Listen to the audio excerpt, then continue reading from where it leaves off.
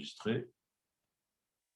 Alors, donc je reprends juste, pardon, je reprends. Voilà. Donc bonjour pour cette nouvelle émission d'Autrement dit, cette émission aujourd'hui qui est avec Dominique Vidal, qui est journaliste et historien, qui est également l'auteur de L'État du monde 2021 avec Bertrand Badi. D'ailleurs, un état du monde aujourd'hui qui sera… Enfin, pardon, je vais reprendre. Pardon, excusez-moi. Donc, bonjour et bienvenue pour cette émission Autrement dit, une émission qui sera consacrée à la crise entre Israël et la Palestine. Aujourd'hui avec nous, Dominique Vidal, bonjour. Bonjour. Donc, vous êtes journaliste et historien, auteur de L'État du monde 2021 avec Bertrand Badi, un livre qui est consacré au Moyen-Orient et le monde, qui est donc aux éditions La Découverte. Avec vous, on va revenir sur les vraies raisons de ce conflit, en traitant de la question évidemment israélienne, palestinienne, de Gaza, de Jérusalem, mais également des relations internationales. Pour commencer, on va commencer par Israël. Déjà, est-ce que vous pouvez nous expliquer un peu le contexte politique qui est en ce moment en Israël?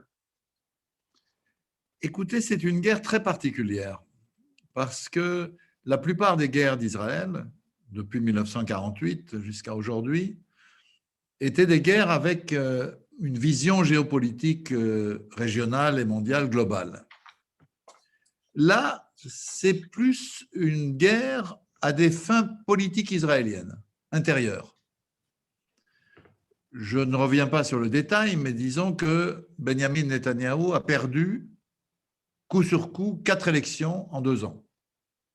Il a cherché, à travers des élections qu'il a provoquées, à obtenir une majorité suffisante, premièrement pour échapper à la justice de son pays. Comme vous savez, il est l'objet de procès pour des faits graves de corruption, de manipulation, etc.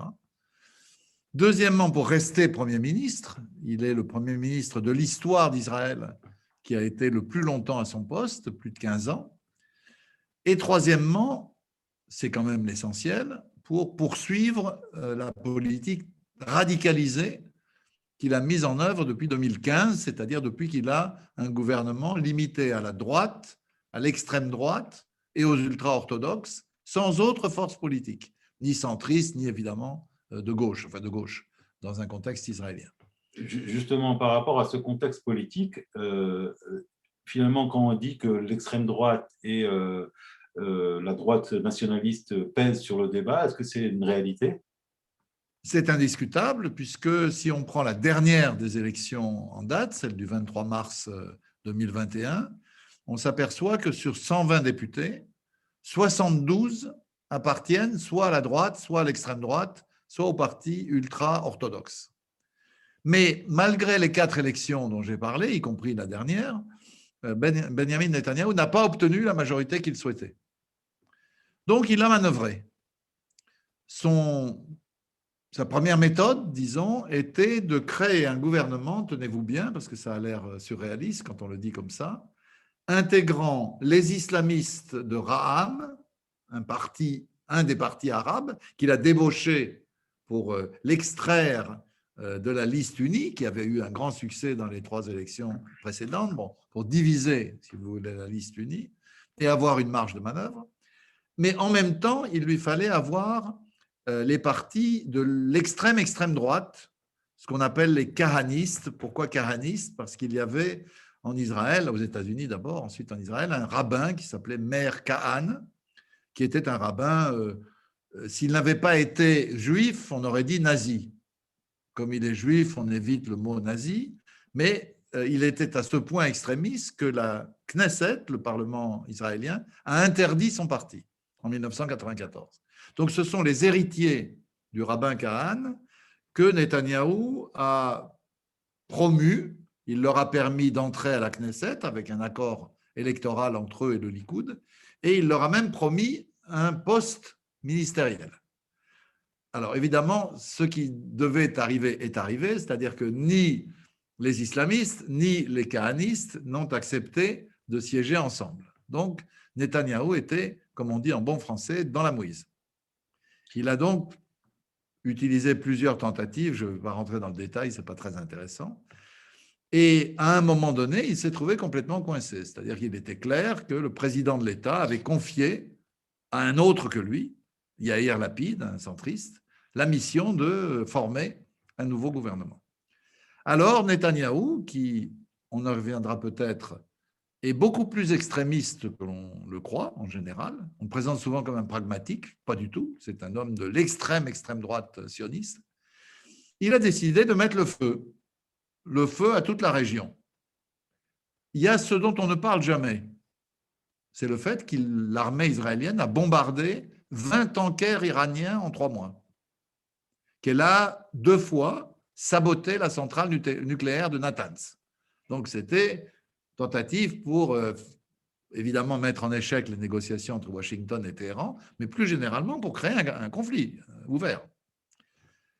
Il a en même temps utilisé donc ces kahanistes, dont la figure de proue est un certain député Itamar Ben-Gvir, qui, évidemment, sur feu vert ou sur incitation de Netanyahou, a déclenché fin avril des ratonnades, comme on disait pendant la guerre d'Algérie en France, anti-arabes à Jérusalem, c'est-à-dire quelques centaines de kahanistes et d'ultra-orthodoxes ont tapé sur tous les Arabes qui traînaient.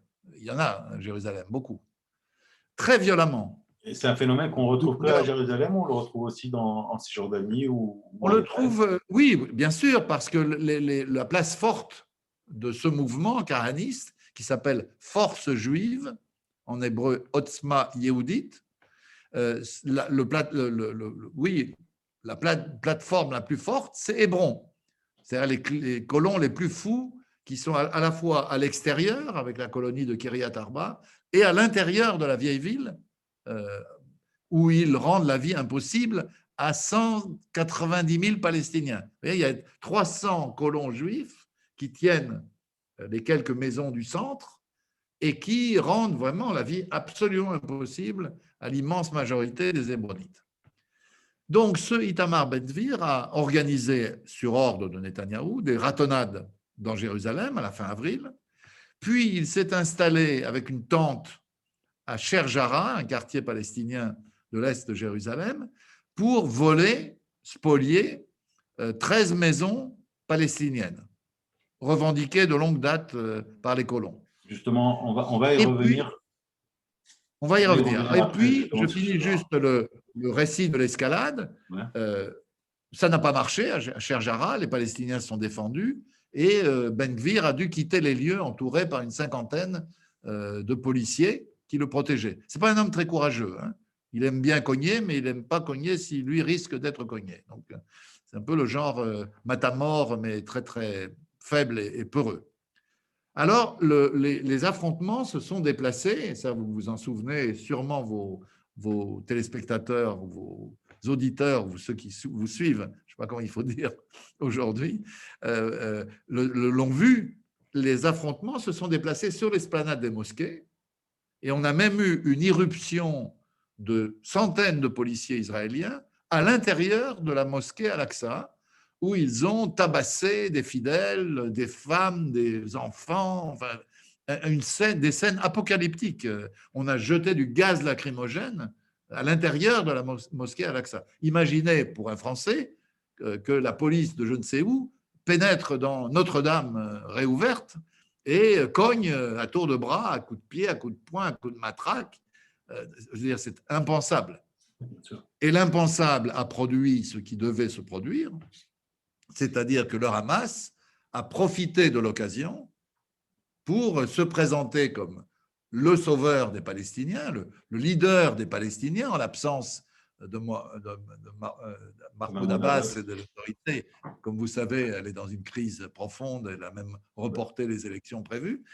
Et donc, comme diraient les chrétiens, Alléluia, Netanyahou avait le conflit qu'il voulait, c'est-à-dire là un conflit avec le Hamas sur la bande de Gaza, pour un Premier ministre déchu devenir le sauveur d'Israël. Donc on avait le sauveur de la Palestine, côté Hamas, le sauveur d'Israël, côté Israël, et le tout évidemment sur le dos des Palestiniens. comme d'habitude. C'est la 4e offensive israélienne contre Gaza depuis 2008.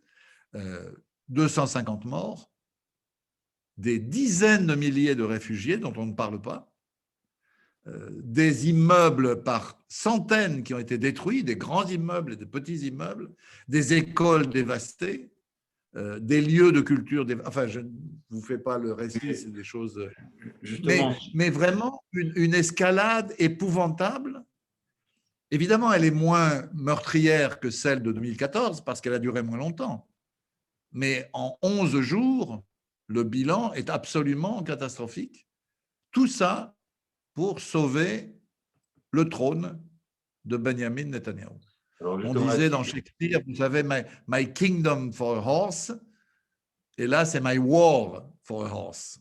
Alors, justement, par rapport à la politique israélienne, est-ce qu'il y a une autre offre qui est possible?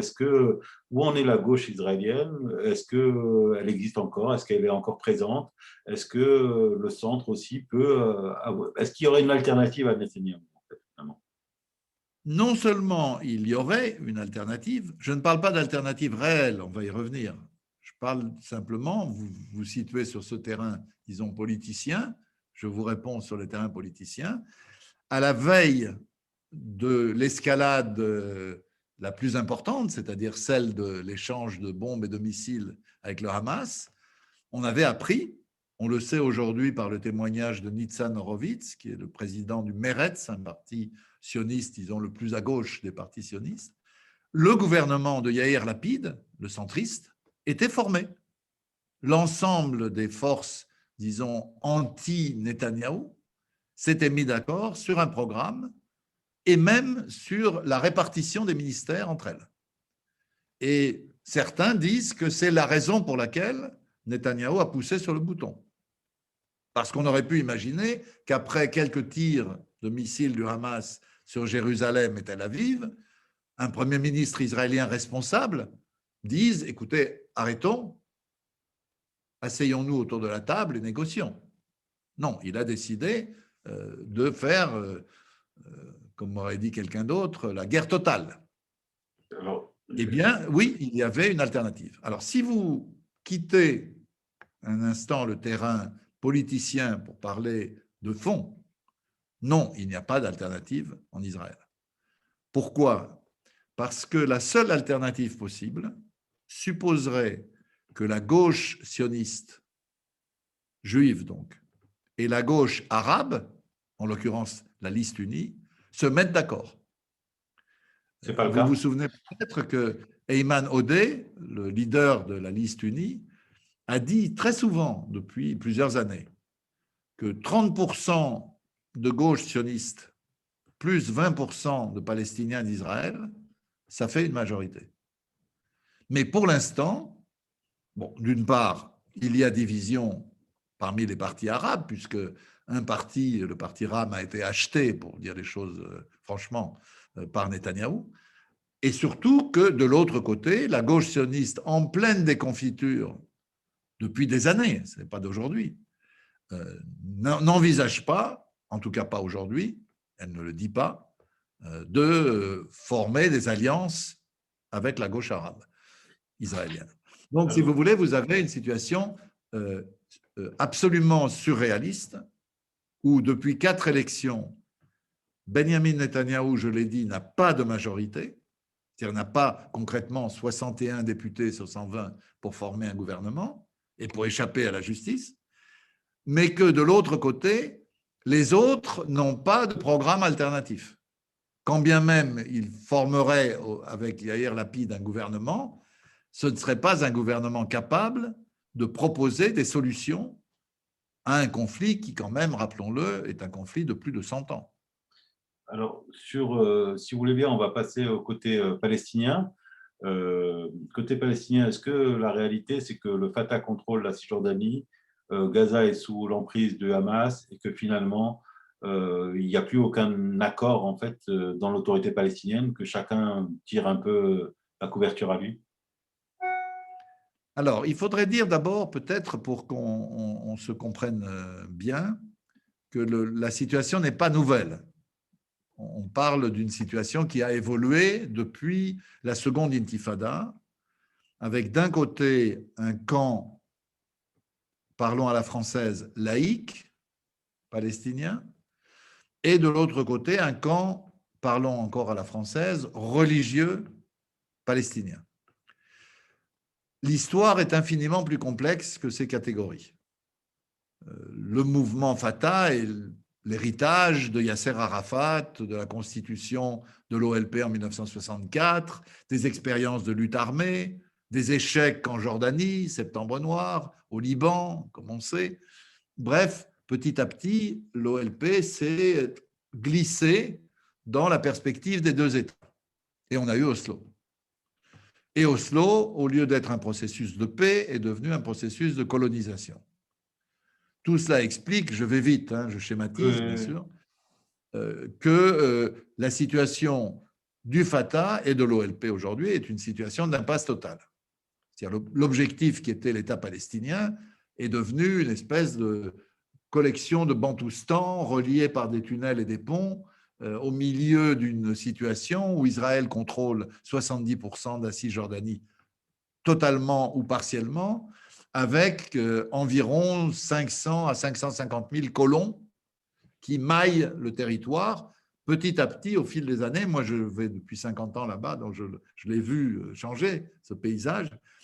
C'est de plus en plus des îlots de Palestine entre les colonies israéliennes, avec qui plus est le mur, qui a quand même volé un bon 10% ou 15% de la Cisjordanie, plus l'ensemble du système sécuritaire. Bref, on est dans ce qu'on appelait en Afrique du Sud des bantoustans, quoi, si vous voulez. Et cela, c'est un échec que l'immense majorité des Palestiniens de Cisjordanie constate et récuse. C'est la raison pour laquelle… Est-ce qu'on cherche du coup une solution à Mahmoud Abbas? Est-ce qu'il y a des prétendants? Oui.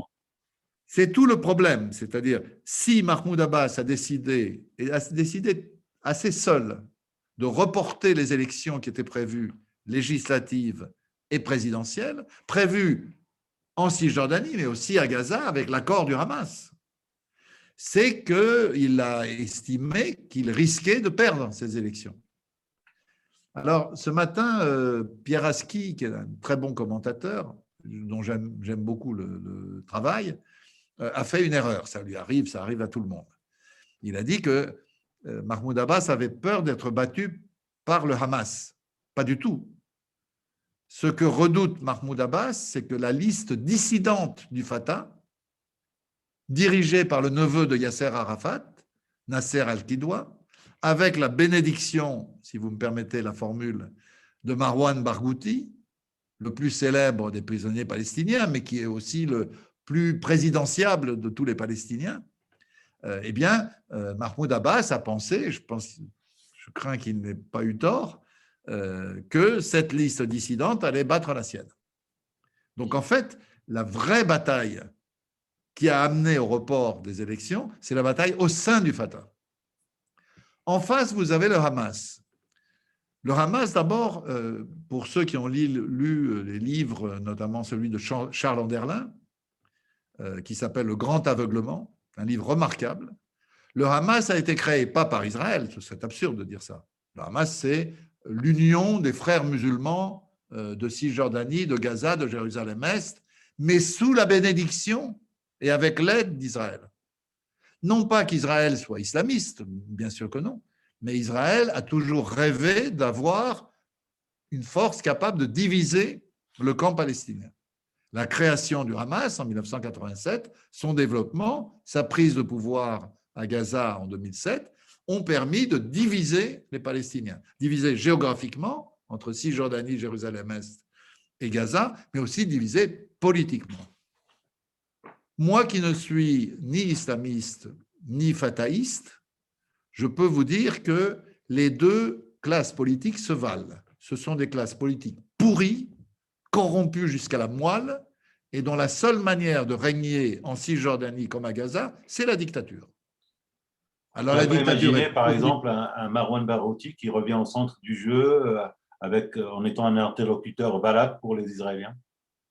Alors, Marwan Barghouti, c'est plus que ça, vous avez raison, hein.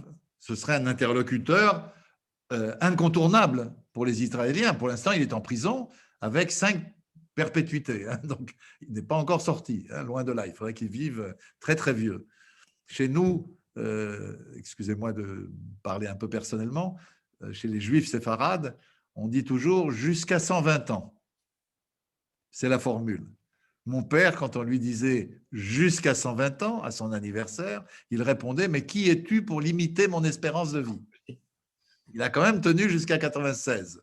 Comme quoi, la formule n'est pas absurde. Donc, non. Si vous voulez, Barghouti serait un interlocuteur incontournable pour Israël, mais surtout ferait l'unité dans le Fatah et avec le Hamas. C'est-à-dire aucune personnalité palestinienne n'est plus consensuelle, n'a plus de charisme, et pour des raisons politiques, pas pour des raisons d'esthétique ou de gossip et de mode. Ce n'est pas la mode, là. C'est l'homme de l'Union. Je ne sais pas si vous vous souvenez, il y a quelques années, le manifeste des prisonniers, qui avait contraint les bureaucraties concurrentes du Hamas et du Fatah à accepter un dialogue national de réunification. Donc, ça, c'est l'espoir. Mais honnêtement, on est dans la science-fiction, là. C'est comme si je vous disais qu'une république laïque va s'installer au Maroc ou qu'en Algérie, la démocratie va régner avec l'armée qui bénit le développement démocratique. J'exagère à peine. C'est-à-dire, malheureusement, une des questions majeures, un des obstacles majeurs à une solution du conflit, c'est la déliquescence de la classe politique palestinienne, qu'elle soit hamasnique ou fatanique, peu importe. Donc, ça c'est un des éléments. Maintenant, je voudrais qu'on parle, je ne sais pas si c'est ce que vous avez prévu dans vos questions, du contraste entre la démonstration de puissance et de violence et de barbarie de Netanyahou à Gaza. On peut en parler longuement, mais vous et moi, nous savons de quoi il s'agit. Et la réalité d'une faiblesse insigne de cette direction israélienne. Et ça, c'est une chose, je le dis parce que je le pense, la plupart de mes confrères, journalistes comme historiens, ne l'ont pas compris. Ils n'ont vu que la démonstration de puissance, qui est indiscutable. On a vu des armes ultramodernes détruire les rampes de lancement, se glisser dans les tunnels pour aller détruire ce qu'ils ont appelé le métro du Hamas, etc., etc. On a détruit un immeuble où il y avait toutes les agences de presse, notamment américaines. Ça n'a pas fait plaisir à Joe Biden, évidemment. On a détruit jusqu'à la librairie de Gaza, la dernière grande librairie de Gaza. D'ailleurs, on va s'en occuper, on va faire un mouvement international de solidarité de tous les libraires du monde pour permettre la reconstruction très rapide de cette librairie et la reconstitution de son stock. Je vous le dis en exclusivité, si vous permettez cette annonce, on est en train de mettre ça sur pied. Il y a aussi la solidarité des libraires dans le monde. Il y a des libraires qui n'acceptent pas qu'on brûle des hommes, bien sûr que non, mais pas non plus qu'on brûle des livres. D'ailleurs, souvent, c'est lié. Ceux qui brûlent des livres finissent par brûler des hommes et réciproquement. Donc une disproportion. Pourquoi je parle de faiblesse? Une disproportion vraiment très sévère finalement, où on a quelqu'un qui, enfin, un des protagonistes qui a une puissance telle que finalement, face à lui, on a l'impression que c'est presque une petite guérilla à côté. Effectivement, sur le terrain militaire, c'est le cas. C'est-à-dire, on a ce qu'on appelle depuis quelques années une guerre asymétrique.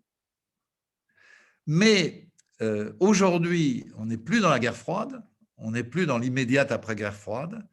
On est dans un temps où mon collègue, ami, avec qui je dirige l'État du monde, vous l'avez dit tout à l'heure, Bertrand Badi, explique que les sociétés, les mouvements sociaux pèsent aussi lourd, voire plus lourd que les armées.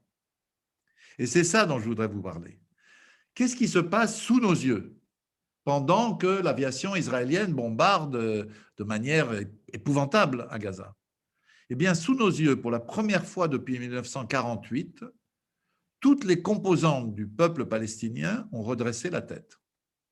À Jérusalem-Est, quand les kahanistes dont nous parlions tout à l'heure, Itamar Ben-Gvir, etc., provoquaient, ils ont relevé la tête et ils ont gagné.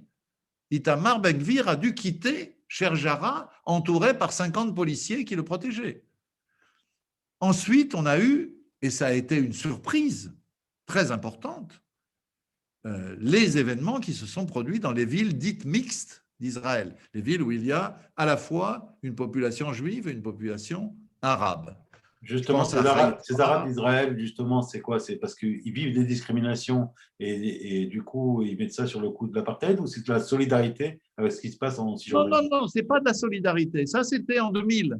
Il y avait eu des manifestations palestiniennes à Nazareth, dans les régions les plus arabes, disons, du pays, au nord, qui manifestaient leur soutien au début de la seconde intifada. Non, on n'est plus là-dedans. On est dans une espèce de soulèvement, d'intifada, si vous voulez, pour l'instant relative, elle n'est pas massive, de toutes les composantes du peuple palestinien. Donc, je vous ai dit à Jérusalem, avec succès, c'est-à-dire que Ben-Gvir est parti la queue entre les jambes et il n'a pas pris les 13 maisons pour l'instant. Je ne dis pas que la question est réglée, mais dans les villes mixtes, c'est-à-dire Haïfa, Lod, Ramleh, Jaffa, les forces les plus engagées, c'est-à-dire d'un côté les kahanistes et les ultra-orthodoxes et les colons venus d'Hébron en autocar, c'est très organisé tout ça. Et de l'autre côté, les jeunes Palestiniens, très désorganisés, mais se sont pris à la gorge.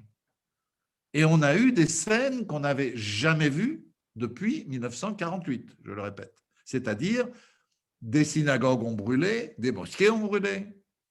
Il y a eu des ratonnades épouvantables dans certaines villes.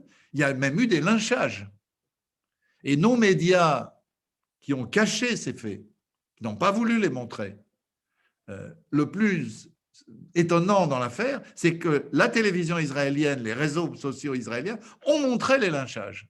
Et le lynchage d'un jeune arabe à Bat Yam, dans le sud de Tel Aviv, a fait un scandale national, malgré le climat nationaliste, mais l'idée qu'on puisse lyncher quelqu'un, qu'on sort de sa voiture et qu'on tabasse en Israël, comme vous savez, la seule démocratie du Proche-Orient. Et quand vous parlez de lynchage, pour qu'on comprenne bien, quand vous parlez de lynchage, c'est quoi? C'est des colons israéliens? C'est des oui, extrémistes israéliens? un mélange. C'est des kidam? Non, ce n'est pas des kidam. Non. Les kidam, vous savez, dans aucun pays au monde, les kidam ne sont des assassins. Il y a des malades, il y a des assassins, mais je veux dire, la masse, non. Quand il y a des choses comme ça, quand on sort quelqu'un de sa voiture parce qu'il a l'air arabe, on ne sait même pas s'il est arabe, il aurait pu être un juif irakien.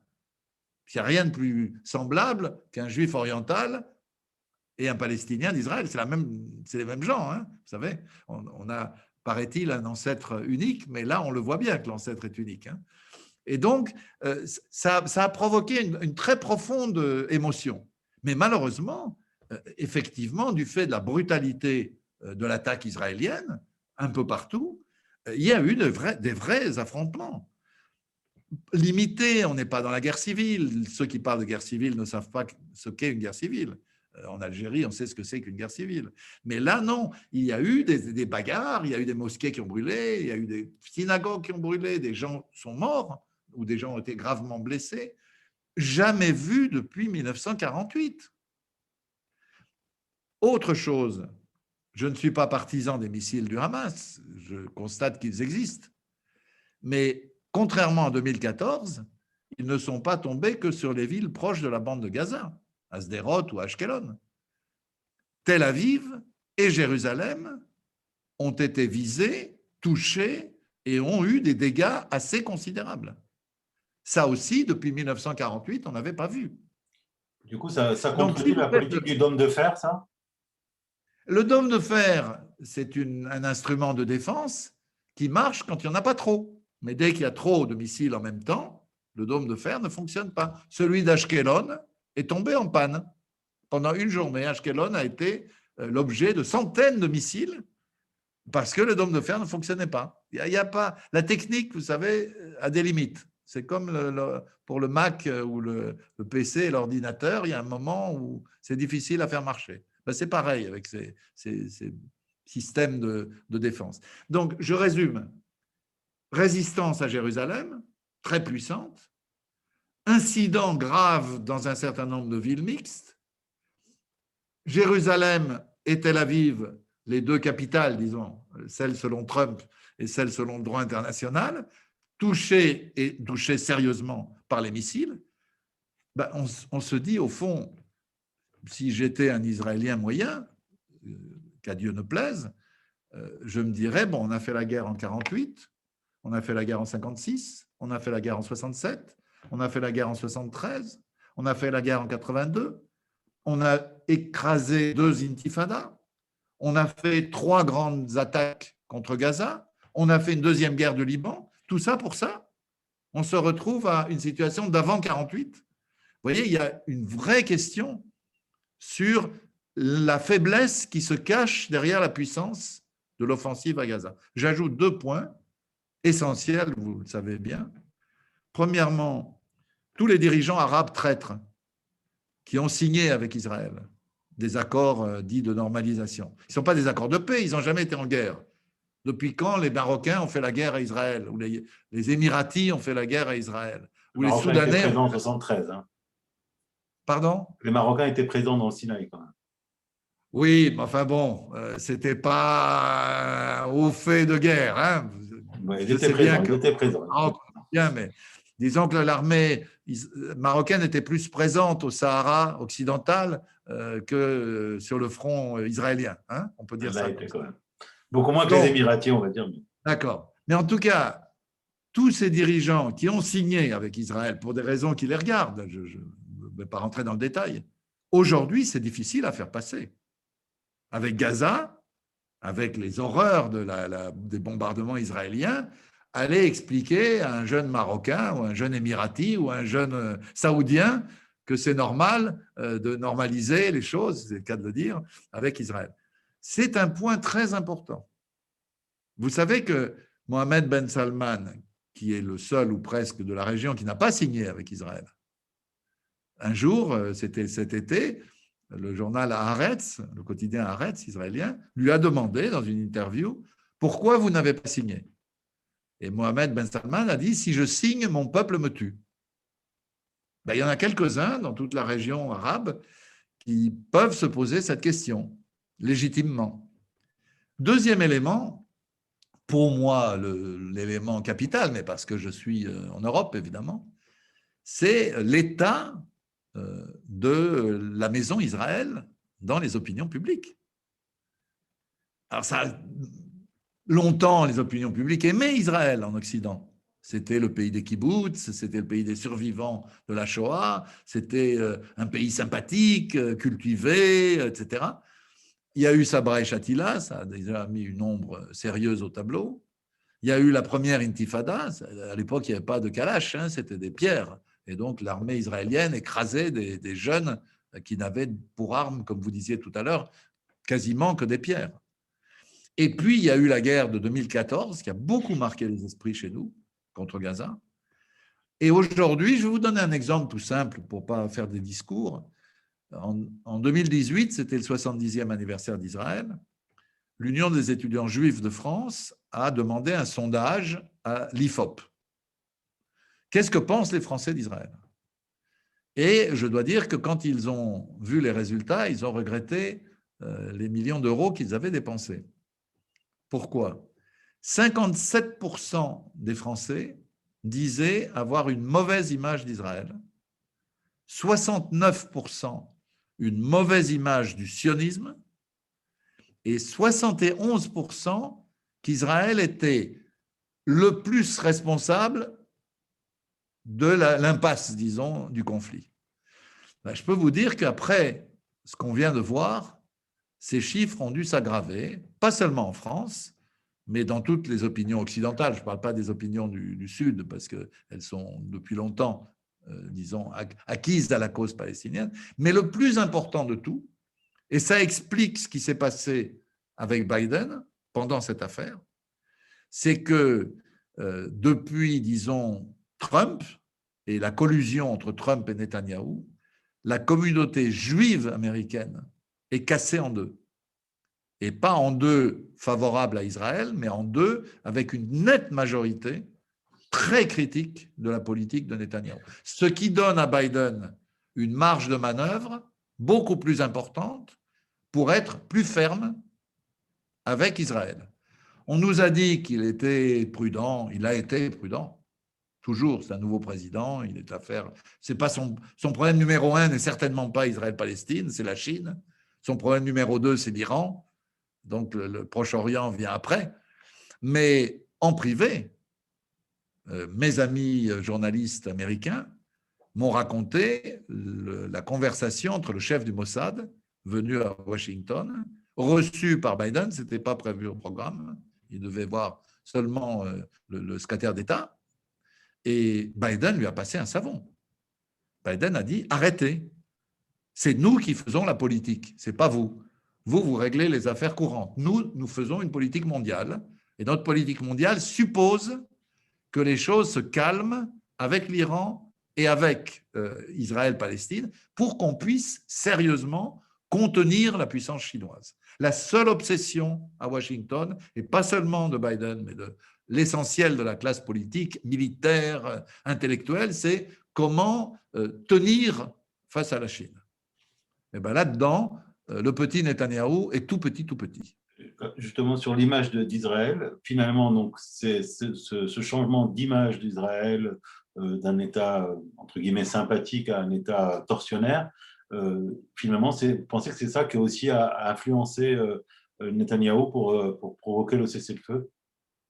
Je pense qu'il ne pouvait plus faire autrement, mais pour une raison, si vous me permettez, encore plus triviale, c'est que le chef d'état-major avait dit « nous avons atteint nos objectifs, ce n'est pas la peine de continuer la guerre ». Donc ça devenait vraiment la guerre d'un homme pour sauver son trône. Mais le trône est branlant. Je ne suis même pas sûr qu'il ait réussi à le sauver. Parce que, essayez de vous mettre à la place d'un Israélien moyen. Aujourd'hui, il pense que Netanyahou est un sauveur. Grâce à lui, Israël a tenu, et voilà. Mais dans 3 jours, dans 10 jours ou dans 3 mois, il se dira, mais c'est lui qui nous a amenés dans cette situation. Au début du mois d'avril 2021, tout était calme.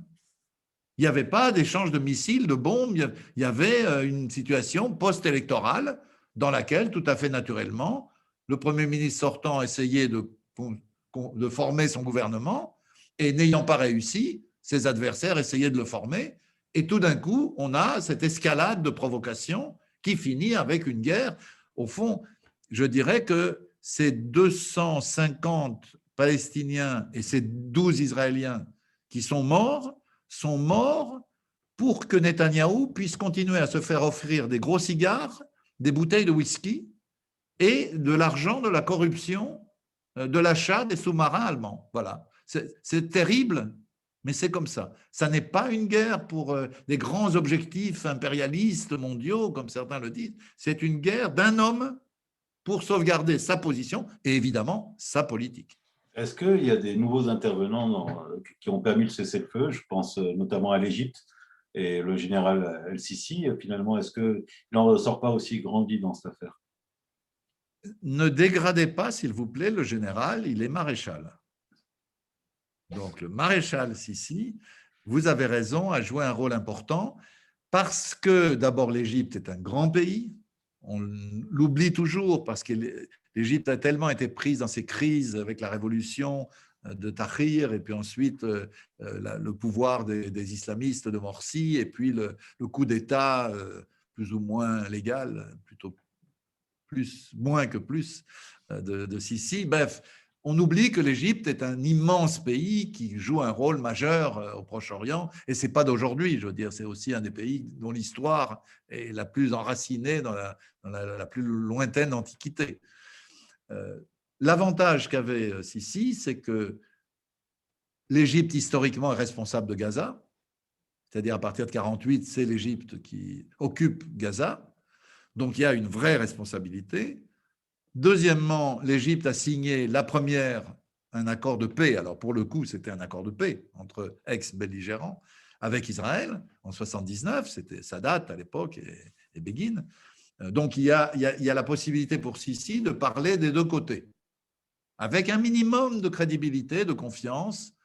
J'ajouterais que, pour être honnête, il n'a pas beaucoup de choix. Parce que dans le Sinaï, s'il n'a pas l'aide des Israéliens pour combattre les phénomènes djihadistes, il est en situation très difficile. Donc oui, je crois que l'Égypte a joué un rôle. Si Macron avait pu jouer le quart, du tiers, du centième, du millième du rôle de Sisi, on pourrait dire que Macron est un grand président. Alors justement, par rapport à la France, on a un peu l'impression, ce n'est pas qu'une impression, que la position française dans ce conflit a changé. Il y a eu un article notamment qui dit que Macron a manqué de courage sur cette question, que finalement la France sort un peu du jeu ou même n'est plus du tout dans le jeu en fait. Est-ce que vous êtes de cet avis? Alors, pour être honnête, le problème dépasse le conflit du Proche-Orient. La faillite de Macron dans tous les domaines pose des questions même sur la légitimité de la manière dont il est devenu président, sans parti, sans force autre que le patronat qui aimait bien l'idée d'avoir Macron président. Bref, mais ce n'est pas notre objet. Comment dire les choses avec un peu de recul, sans entrer dans les polémiques politiciennes françaises qui ne sont pas votre miel, c'est pas votre oui. Moi, je dirais, voilà, la France a été la principale alliée d'Israël entre 1948 et 1958. Nous étions ceux qui ont donné la bombe à Israël. On a donné les moyens à Israël d'avoir l'arme nucléaire, c'est pas rien. A, puis H. Nous avons fait la guerre de Suez, ensemble avec Israël, avec les Britanniques. Bref, on était les supplétifs d'Israël. Voilà. Dès que De Gaulle arrive au pouvoir, il met le holà à tout ça. Et une fois la guerre d'Algérie terminée, il imagine une grande politique, on l'a dite arabe, je ne sais pas si c'est le bon terme, mais disons une politique équilibrée, qui considère le droit à l'existence et à la sécurité d'Israël comme une donnée fondamentale, mais les droits des peuples arabes en général et des Palestiniens en particulier aussi comme une donnée fondamentale. Et grosso modo, je vais vite parce qu'il faudrait rentrer dans les nuances, tous les successeurs, les premiers du général de Gaulle, chacun à sa manière, vont aller dans le même sens. C'est vrai de Pompidou, c'est vrai de Giscard, c'est vrai, contrairement à ce que beaucoup d'Arabes pensent de Mitterrand. Mitterrand avait une réputation de sioniste, mais c'est lui qui a sauvé Arafat en 82 et qui l'a resauvé en 83 et qui le reçoit à Paris en 89. Et il n'y a pas un ministre des Affaires étrangères de Mitterrand qui n'ait pas fait le pied de grue en attendant une rencontre avec Arafat à Beyrouth ou ailleurs. Donc, je veux dire, c'était vrai aussi de Mitterrand. Mitterrand est le premier président français à aller en Israël en voyage officiel, à parler devant la Knesset et à y dire que les Palestiniens ont droit à une patrie. Honnêtement, le courage, vous parliez de courage tout à l'heure, il est là. Arrive ensuite Chirac. Chirac continue la politique de Mitterrand, bien qu'il ait été très sioniste dans sa jeunesse. Mais petit à petit, Chirac se rend compte assez vite qu'il n'y a pas de solution sans les Palestiniens et qu'il n'y a pas de solution avec les Palestiniens sans l'OLP et donc sans Arafat. Et donc, il devient doctour de Gaulle, comme disait Arafat. Et l'apogée de ça, c'est évidemment l'opposition de la France à la guerre américaine, anglo-saxonne en Irak. Ensuite, les choses commencent à changer. Déjà sous Chirac, l'assassinat de Hariri au Liban marque une espèce de tournant psychologique chez Chirac. Il y a une prise de distance vis-à-vis du monde arabe en général, évidemment des Syriens. Il avait beaucoup d'illusions sur Bachar al-Assad, comme on sait. Il le considérait comme son fils. Ce n'était pas un fils très recommandable, visiblement. Et puis, il prend aussi des distances avec les Palestiniens. Ça n'empêche que dans le monde arabe, on se souvient de Chirac à Jérusalem, se frottant aux services de sécurité et disant avec son anglais exceptionnel « Do you want me to take my plane back to Paris ?» Et puis, voilà, ça c'est la belle histoire de la France, pays important, État important dans le conflit du Proche-Orient, pesant de tout son poids pour que les Palestiniens aient droit à la parole, que l'OLP les représente, qu'Arafat les représente. Arrive Sarkozy et on est dans le rapprochement tous azimuts, y compris économique, technologique, etc., avec Israël. Mais au moins, chez Sarkozy, il y a une vision. On peut la discuter, moi je la discute, je la critique, mais il y a une vision quand même. Arrive Hollande. Alors, chez Hollande, on est dans le retour à la 4e République, on se croirait dans les années 50, et pour symboliser la politique de Hollande, il faut rappeler qu'un soir, il se rend dans la résidence privée de Netanyahou, lorsqu'il est en voyage en Israël. Ils écoutent de la musique, une chanteuse particulièrement médiocre, d'ailleurs, ça m'a beaucoup frappé. Et à la fin, il y a des toasts, et Hollande dit « Je chante mal, mais s'il fallait chanter, et là c'est une citation exacte au mot près, j'aurais toujours un chant d'amour pour Israël et pour ses dirigeants. » Et ça, il le dit à un criminel de guerre, un homme qui a la responsabilité déjà à l'époque de nombre de guerres et de nombre de morts de Palestiniens et du blocage de tout le processus de paix. Macron, c'est comme Sarkozy plus Hollande, plus une confusion totale, on ne sait même pas ce qu'il pense. J'en ai l'expérience personnelle, excusez-moi de personnaliser cette interview, mais un jour de juillet 2017, Macron commémore le 75e anniversaire de la rafle du Veldiv, des Juifs de Paris et de la région parisienne, et il déclare « L'antisionisme est la forme renouvelée de l'antisémitisme ». Et moi, personnellement, je bondis. J'étais dans ma voiture, j'ai arrêté la voiture pour pas avoir un accident, quoi. Parce que l'antisionisme, c'est d'abord le fait de 90% des Juifs jusqu'à la Seconde Guerre mondiale. Entre Herzl et 1939, l'immense majorité des Juifs n'a aucune intention d'aller en Palestine construire un État juif. Avec le génocide, les choses se passent évidemment différemment. Il n'y a pas de visa pour l'Amérique. On ne peut pas rentrer dans les pays, que ce soit la Pologne ou la Russie, où l'antisémitisme est très fort. Et donc, Israël réussit à faire venir un certain nombre de Juifs d'Europe, des survivants de la Shoah, du monde arabe, comme vous savez, après la guerre de 1948. Bref, il y a une réelle progression de l'idée sioniste et donc la construction d'un État, l'État d'Israël. Mais si vous voulez, on peut tout à fait, et c'est le cas de l'immense majorité des Juifs dans le monde, considérer qu'Israël a le droit à exister s'il respecte les droits des Palestiniens, c'est quand même leur pays d'abord, mais à condition qu'on ne soit pas obligé de devenir israélien. C'est-à-dire, la plupart des Juifs dans le monde, il n'y a pas énormément de Juifs dans le monde, mais il y en a 17 ou 18 millions, ils ne sont pas en Israël. Ils sont ailleurs, parce qu'ils pensent que leur place est ailleurs. Donc, si vous voulez, ce discours de Macron m'a profondément heurté du point de vue historique. C'était une erreur, mais presque, excusez-moi le terme, d'analphabète en matière historique. Mais en plus, c'était un danger politique, une faute politique majeure, parce que si les sionistes peuvent, dans un pays comme la France, interdire aux antisionistes d'exprimer leur opinion, mais alors les gaullistes pourraient interdire aux anti-gaullistes d'exprimer leur opinion, les communistes interdire aux anticommunistes, ça n'a strictement aucun sens. Vous pensez que cette confusion… Je termine. Je fais un petit livre qui s'appelle « Antisionisme égale antisémitisme, point d'interrogation », réponse à Emmanuel Macron. J'en vends des quantités énormes. Je fais plus de 100 conférences. J'ai rencontré au bas mot 15 000 personnes. 15 000 personnes devant moi, je veux dire. Il n'y avait pas le Covid à l'époque. Et j'ai bien vu que mon petit livre et mes petites conférences, bien modestes, avaient pesé directement à l'Élysée sur le fait que finalement Macron a fait machine arrière et qu'il n'y a pas eu de loi pour sanctionner l'antisionisme. Ça aurait été quand même le comble.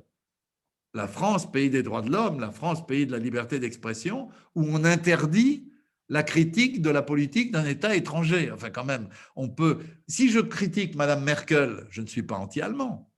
Si je critique M. Poutine, je ne suis pas anti-russe. Si je critique M. Tebboune, je ne suis pas anti-algérien. Si je critique le roi du Maroc et sa politique, je ne suis pas anti-marocain. Pourquoi est-ce que critiquer la politique d'Israël reviendrait à être anti-israélien, voire antisémite? Ça n'a aucun sens. Sur cette question justement du fait de pouvoir parler de cette cause, on a l'impression que les voix pro-israéliennes étouffent tout discours sur la cause palestinienne, que la cause palestinienne n'est pas entendue ou n'est pas même entendable. Est-ce que vous avez l'impression que c'est quoi? C'est une bataille d'opinion qui se joue là? Honnêtement, je vous parle franchement, hein, ce n'est pas une bataille d'opinion. L'immense majorité des Français, je vous ai cité des sondages tout à l'heure qui datent de 2018, hein, qui sont, c'est l'IFOP, ce n'est pas un institut de sondage palestinien payé par le Qatar, vous voyez, c'est l'IFOP, le grand institut de sondage français. La grande majorité des Français en ont, excusez-moi l'expression, ras la casquette des provocations de Netanyahou après celles de Sharon. Les Français sont des gens assez raisonnables. Ils pensent qu'après la Seconde Guerre mondiale, les Juifs avaient droit à un État, mais que la création de cet État n'aurait pas dû léser les droits de la population autochtone. Et donc, il fallait soit deux États, un État juif, un État palestinien, soit un État binational dans lequel tout le monde ait les mêmes droits, qu'il soit juif ou arabe, qu'il soit juif au sens religieux ou musulman ou chrétien, ou bahaï, ou chiite ou sunnite. Dans les deux cas, deux États ou un seul État binational, il fallait respecter les droits. Et ça, même les Français qui n'ont pas une culture particulière du conflit israélo-palestinien, qui est un conflit long, ancien, complexe, l'idée que quand il y a deux peuples sur une terre, il faut se mettre d'accord pour que les deux peuples aient des droits égaux, c'est une idée assez simple. Et je dois dire que la France a quand même mené des guerres coloniales pour essayer de sauver son empire, ou ce qu'il restait d'empire. Les gens, avec le temps, ont compris que c'était une erreur, que chaque peuple avait droit à l'autodétermination et que si les Français l'ont, d'autres l'ont. Et si les Israéliens l'ont, alors les Palestiniens l'ont aussi. Et donc, je pense que toute cette bande de clowns, je pense à Manuel Valls, vous savez que j'ai toujours pensé que Manuel Valls avait été l'inspiration, c'est faux parce que ce n'est pas la même période, mais l'inspiration de la chanson de Jacques Dutronc qui s'appelle « L'opportuniste ». Si Dutronc avait pu incarner sa chanson, voilà, il aurait pris Valls. Mais il n'y a pas que Valls, c'est-à-dire il y a toute une série d'hommes politiques qui pensent que s'ils font les pro-israéliens, ils vont avoir l'électorat juif pour eux. Mais n'importe quel politiste en France, n'importe quel sociologue leur a expliqué d'ailleurs, qu'il n'y a pas de vote juif en France. Ou plus exactement, que les Juifs en France votent comme les autres sur la question du chômage, sur la question de la sécurité, malheureusement sur la question de l'immigration, etc., et pas en fonction de ce qu'un tel dit ou ne dit pas d'Israël. C'est une erreur fondamentale, mais c'est une erreur qui perdure. Donc, des gens comme Valls, des gens comme Hollande, des gens comme Olivier Faure, des gens comme... Même parfois, dans l'extrême gauche, on voit une espèce d'opportunisme, c'est-à-dire tout est permis. Voilà. Si c'est Israël, c'est permis. Il n'y a pas c'est quand même extraordinaire. Réfléchissez avec moi. Poutine s'empare de la Crimée. On peut discuter. Ce n'est pas une question facile. La Crimée était russe avant. Elle n'était pas ukrainienne. C'est Khrouchtchev qui a rendu, entre guillemets, la Crimée aux Ukrainiens. Bref, il y a de quoi discuter. Poutine s'en empare et l'annexe. Et on fait des sanctions. Très bien, pourquoi pas? Le droit international, c'est qu'on ne peut pas s'emparer d'un pays comme ça, il faut négocier. Mais Israël occupe et colonise et annexe la Cisjordanie et Jérusalem-Est depuis 1967. Alors les sanctions, elles sont où? Où sont les punitions infligées à Israël pour une occupation qui dure depuis 1967, alors qu'on punit les Russes pour une occupation et une annexion de quelques années? Ça n'a aucun sens. Bon, si vous voulez bien, on va bientôt terminer. Là, on va essayer de parler juste d'Oslo, de ce qu'il en reste, s'il en reste quelque chose. Déjà, combien les Palestiniens ont perdu de terre en Cisjordanie? Vous parlez de Bantoustan tout à l'heure. Est-ce que finalement, la possibilité déjà d'avoir un État palestinien est réelle ou elle est complètement... là, on parle Écoutez, de la science-fiction, quoi. la réponse précise à votre question est simple.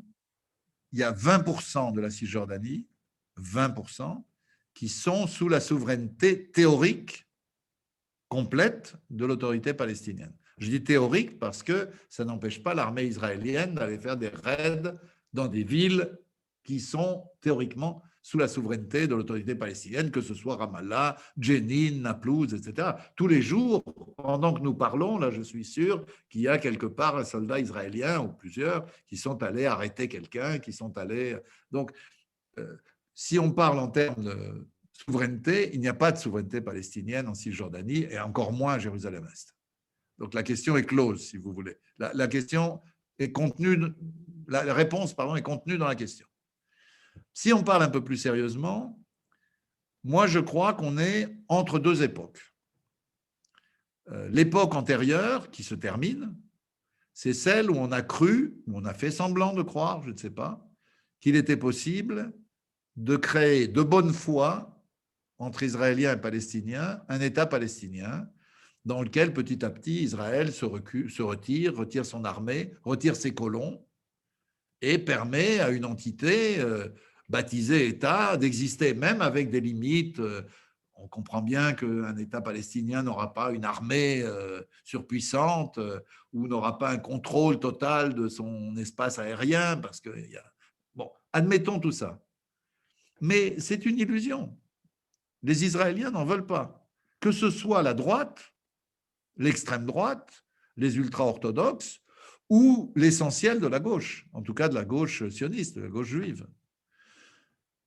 Alors l'autre époque, celle qui commence, à mon avis, mais peut-être je suis optimiste, je ne sais pas, c'est une époque où on se dit qu'au fond, ce qui est important, ce n'est pas les frontières entre les deux, c'est l'égalité des droits de l'ensemble des habitants de ce que les uns appellent le Grand Israël et d'autres appellent la Grande Palestine, la Palestine historique. Moi, je constate, je vais en Israël et en Palestine à peu près tous les ans depuis presque 50 ans. Donc j'ai une vision quand même personnellement sur la longue durée. Ce qui me frappe, c'est d'un côté, du côté palestinien, l'immense majorité des jeunes. Je dis immense, hein, ce n'est pas 53%, c'est 70% des jeunes palestiniens, où qu'ils soient, disent nous on veut un seul État. Un seul État où on a les mêmes droits. Le même droit de vote, le même droit d'avoir des partis politiques, le même droit de s'exprimer, bref, les mêmes droits. Ce n'est pas du tout le cas aujourd'hui. Hein. Si on faisait un État unique aujourd'hui, à partir de ce que Netanyahou veut annexer, disons, on aurait un État d'apartheid au sens propre. Ce n'est pas un gros mot, apartheid. Hein. C'est un peuple qui a des droits et l'autre qui n'en a pas ou pas les mêmes. Hein. Donc, cette idée d'État binational a beaucoup progressé, mais dans les rapports de force actuels, ce serait un État d'apartheid. Donc, moi, je crois que la question est entre les mains des Palestiniens et des Israéliens qui soutiennent le principe des droits palestiniens, qui sont nombreux. Beaucoup d'Israéliens considèrent qu'il faut bien que les Palestiniens aient leurs propres droits, quoi. Si on a un tout petit peu de vision historique, on se dit au fond, au lieu de lutter pour un État fantoche, un État de Palestine fantoche qui n'existera jamais, qui n'aura jamais de souveraineté, qui ne sera jamais accepté par les Israéliens, on lançait un grand mouvement pour l'égalité des droits, à la sud-africaine, si vous voulez, comme l'ANC l'a fait à l'époque, eh bien, on gagnerait du temps. Je pense que tout le blabla et les négociations, le faux processus de paix, parce qu'on vous parle de processus de paix, encore le secrétaire de l'ONU en a parlé hier ou avant-hier, mais enfin, depuis 2000, depuis la seconde intifada, il n'y a plus aucune négociation de paix entre Israéliens et Palestiniens. Ça n'existe pas. C'est du bidon. Hein. C'est comme le référendum sur le Sahara. Où il est le référendum sur le Sahara? On a décidé qu'il y aurait un référendum sur le Sahara en 1974, si ma mémoire est bonne. Il n'y a pas eu lieu. Je ne discute pas pourquoi, comment, ce n'est pas mon propos. En tout cas, pas aujourd'hui. Mais si vous voulez, on ne peut pas continuer à faire semblant qu'il y a un processus de paix, il n'y en a pas. Ce que je crois, c'est que, contrairement à ce qu'on pense, et je retombe sur mes pieds de ce que je vous disais avant, cette démonstration d'une puissance militaire et technologique extraordinaire qu'on a vue à Gaza, meurtrière et barbare, elle cache des faiblesses profondes dont les Israéliens sont conscients. Et je voudrais vous donner un seul chiffre qui, pour moi, est plus important que tout ce que je vous ai dit jusqu'à présent. Il y a en Israël-Palestine 7 millions d'Arabes et 7 millions de Juifs, grosso modo. Tout le monde est d'accord sur les chiffres, hein, des deux côtés.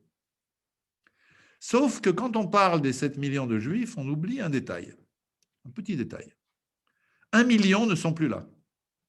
1 million, écoutez-moi bien, 1 million de Juifs israéliens ont quitté l'État d'Israël.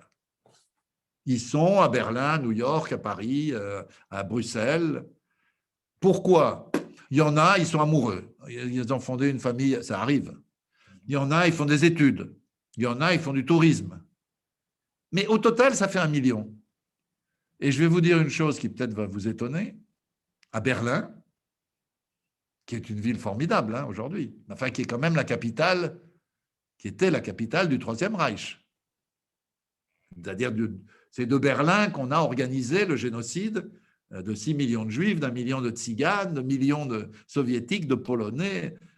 Eh bien, il y a 100 000 Juifs israéliens qui se sont installés à Berlin. Croyez-moi, pour qu'un Juif israélien décide de s'installer là, il faut vraiment qu'il ait un doute profond sur l'avenir de l'État d'Israël si il continue à être dirigé par des Netanyahou, des Sharon et autres, qui le mènent au sens propre dans le mur. Il y a aussi une question démographique quand même, parce que vous dites qu'il y a 7 millions et 7 millions, mais que finalement, les 7 millions arabes sont beaucoup plus jeunes, font plus d'enfants. Est-ce que aussi on n'a pas cette peur finalement de la fin du judaïsme de l'État israélien? Attendez, le judaïsme, c'est autre chose. Hein. C'est la culture, c'est la Non, religion. du caractère juif. Excusez-moi, voilà. du caractère juif. Oui, vous avez raison, la question se pose. Mais sauf si on est complètement stupide, on comprend bien qu'il vaut mieux se mettre d'accord avec les Palestiniens sur une solution institutionnelle qui permette aux deux peuples d'exister en coexistence que de continuer un conflit où un jour ou l'autre, la démographie sera telle qu'Israël ne pourra pas continuer à exister comme État juif. Vous avez parfaitement raison. Et cette loi qu'ils ont votée le 19 juillet 2018 sur l'État-nation du peuple juif, avant ça s'appelait État juif et démocratique. Bon, on pouvait considérer qu'il y avait une petite contradiction dans les termes. Parce que si l'État juif a une population majoritairement arabe, alors il n'est pas démocratique. Et s'il veut rester démocratique, parce qu'il tient compte d'une majorité arabe, alors il n'est plus juif. Il y avait déjà une contradiction. Mais alors, État-nation du peuple juif, ça veut dire l'apartheid ouvert. Souvent, les Israéliens ou les pro-israéliens nous disent « Mais comment vous parlez d'apartheid? Quelle honte, mais on n'a rien à voir avec l'Afrique du Sud. » Mais écoutez, si l'article 1, numéro 1 de la loi dit, je cite, « Seul le peuple juif a droit à l'autodétermination en Israël », si je ne suis pas analphabète, je comprends que les autres n'ont pas droit à l'autodétermination, puisque les seuls qui l'ont, eh ben, c'est l'apartheid, ça. Eh ben, l'apartheid, ça ne peut pas marcher si ça continue à se développer, ne serait-ce que pour cette raison, dans un ensemble Israël-Palestine où la population arabe devient largement majoritaire. Plus le fait que les Américains, à un moment donné, en auront sans doute assez de financer à fond perdu un pays qui leur crée beaucoup d'ennuis. Regardez Biden aujourd'hui, mettez-vous à la place de Biden, qui, comme vous avez vu, n'est pas Sleepy Biden, comme disait Trump. C'est un homme très actif et très entreprenant, y compris sur le plan intérieur, pas seulement extérieur. Lui, il veut contrer, je l'ai dit tout à l'heure, la Chine. Il s'inquiète que les dirigeants iraniens se rapprochent des dirigeants chinois. Beaucoup. Donc, il veut négocier avec l'Iran un accord sur le nucléaire. Et Netanyahou fait tout pour l'empêcher de négocier. À un moment donné, on ne va pas se payer un Netanyahou à 3 milliards 800 millions de dollars chaque année pour qu'il vous empêche de négocier selon votre politique.